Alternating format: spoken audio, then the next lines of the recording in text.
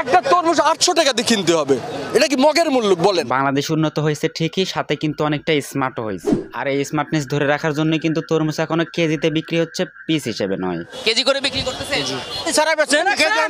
আরে কাকা, শুধু যে এটুকু তা কিন্তু নয়, আরো দেখবেন মাত্র তো শুরু হয়েছে। 300 টাকার তরমুজ বিক্রি করা হচ্ছে 800 টাকায়। তরমুজ তোমার দাম বেড়েছে, ঘুম করেছো হারাম। রমজান মাস তো একটু বাড়বেই, কিন্তু এত বাড়লো কেন দাম? তরমুজ কিনছে সব মানুষই, শহর কিংবা গ্রাম। পানি দিয়েই ইফতার কর না, তরমুজ কি তোদের প্রাণ? রোস্টিং হয়নি, আমি বিপ্লব রোস্টার বিপ্লব।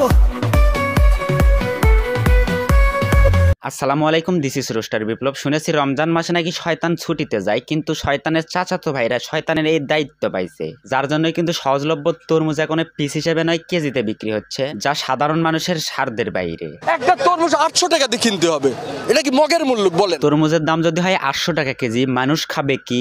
বাঙালি আগে আগুন জ্বালায়, পরে সেই আগুনে ঢালে ঘি। ফেরাউন যে ছিলেন সে একজন তরমুজ ব্যবসায়ী ছিলেন। কাকা ফেরাউন তো অনেক আগে এগুলো করতো, কিন্তু বর্তমানে ফেরাউনরা একটু অন্যরকম। এরা খুব শক্তিশালী, আর এদের শক্তির উৎস হচ্ছে আমরা জনগণ, কারণ আমরা তরমুজ জীবনে খাইনি। আল্লাহ নিচে জমিন, কথা সত্য। আর হ্যাঁ ভাই, দুঃখের বিষয়, যারা তরমুজের দাম বাড়াচ্ছে তারাও কিন্তু মুসলমান। আর হ্যাঁ, অনেক বিক্রেতা আছে যারা রোজা রেখেও এগুলো করতেছে। এদের ওইটাই। যাই হোক, একটু পয়েন্টে আসি। ঠিক আছে। 300 টাকার তরমুজ বিক্রি করা হচ্ছে 800 টাকায়। মানলাম আমরা অনেক বড় লোক, 800 টাকা কেজি তরমুজ কিনে খাওয়া আমাদের কাছে কোনো ব্যাপারই লয়। কিন্তু 800 টাকা দিয়ে তরমুজ কিনে বাড়ি যাওয়ার পরে যদি দেখেন তরমুজ ভালো না, তাহলে কেমন লাগবে?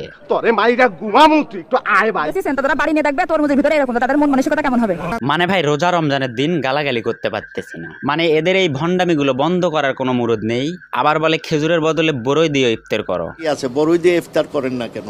মানে এরা যে খেজুর আমদানি করতে পারতেছে না সেইটা বলবে না, এরা বলবে কি আছে, বড়ই দিয়ে ইফতার করেন না কেন? মানে ভাই, বাটপারি যে আমাদের গায়ে মিশে আছে, এইগুলো কিন্তু তার একটা প্রমাণ। আর এই বাটপারি আমাদের গায়ে মিশে থাকার জন্যই কিন্তু রমজান মাসে জনগণ শান্তিতে একটু থাকতেও পারতেছে না। রমজান হতে যাচ্ছে ভোক্তাদের জন্য বেশ খরচের। আমি খুবই হতাশ। যাই হোক, মনে হয় রাজনৈতিক কথা বলে ফেললাম একটু, এই জন্য নিজেকে নেতা মনে হইতেছে। ওকে, আজকে বিদায় নিচ্ছি। তবে মনে রাখবেন, আজকের ভিডিওটি শেষ ভিডিও নয়, দেখা হবে পরবর্তী কোনো ভিডিওতে। ততক্ষণ সবাই ভালো থাকবেন, সুস্থ থাকবেন। নোংরামি করবি, রোস্টিং হয়নি, আমি বিপ্লব রোস্টার বিপ্লব।